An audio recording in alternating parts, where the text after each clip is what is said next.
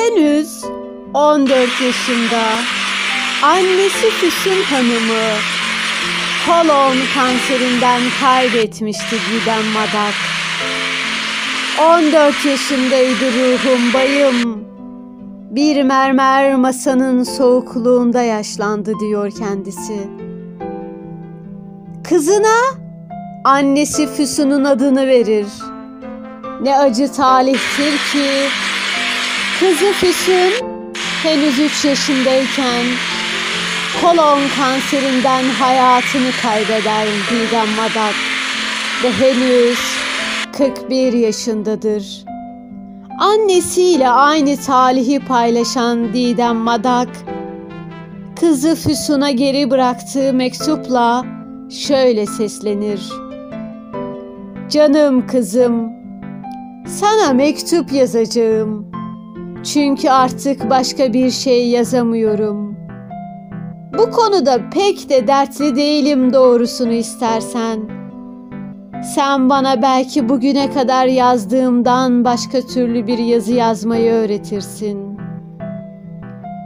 Kendimi bir sonbahar ağacı gibi hissediyorum. Mutlu bir sonbahar ağacıyım ben. Yere düşen yapraklarımı eğilip topluyorum. Saçıma tutuyorum. Bakın yakışmış mı diye soruyorum. Sonra yaprakları havaya savuruyorum. Ben 2 kişilik bir kabilenin M isimli kölesiyim. Çünkü sen acıktığında M diye ağlıyorsun. Ve bu ismimi seviyorum reis. Canım kızım, cehaletimden şair oldum. Annesizlikten. Sen sakın şair olma.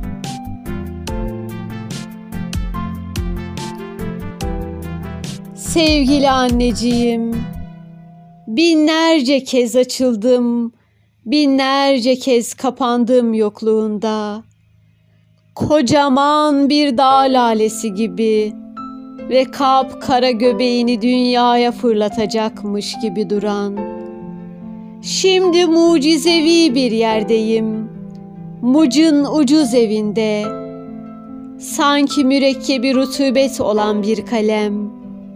Duvarlara hep senin resmini çiziyor. Dili geçmiş zamanda birçok resim. Hep gülümsüyorsun. Aklının ortasında mavi bir yıldız varmış gibi. Ve o yıldız karanlık bir Şubat akşamında durmadan soluyormuş gibi. Hatırlar mısın? Mavi saçlı bir sanrı gibi severdim Burdur Gölü'nü. O göl şimdi içimde kocaman bir anne ölüsü.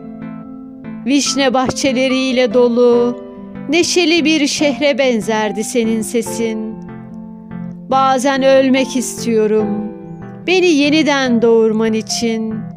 İri, ekşi bir vişne tanesi gibi.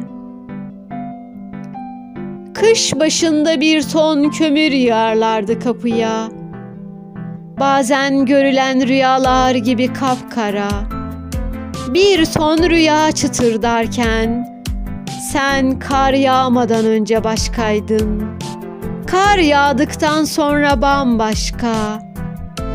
Sanki hep Blue çağındaydım. Kuşlar zapt ederdi her yeri sabahları.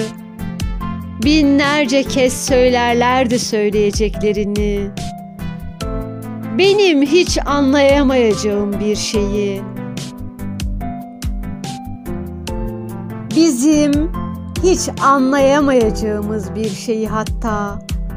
Senin şarkıların aç kuşlara buğday saçardı. Kediler yüz yuvarlak dururdu karın ortasında. Kar manzaralı bir resmin ortasında durur gibi. Gri kediler sarmıştı etrafımızı, gri dağlar. Bir tek senin çocuklar üşüyecek rengi saçların vardı.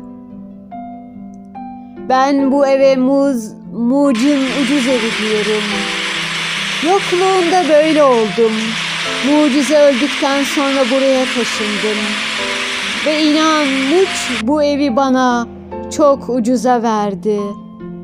Yaşasaydın hayatının ortasına, güller yığan bir adam olsun isterdim babam.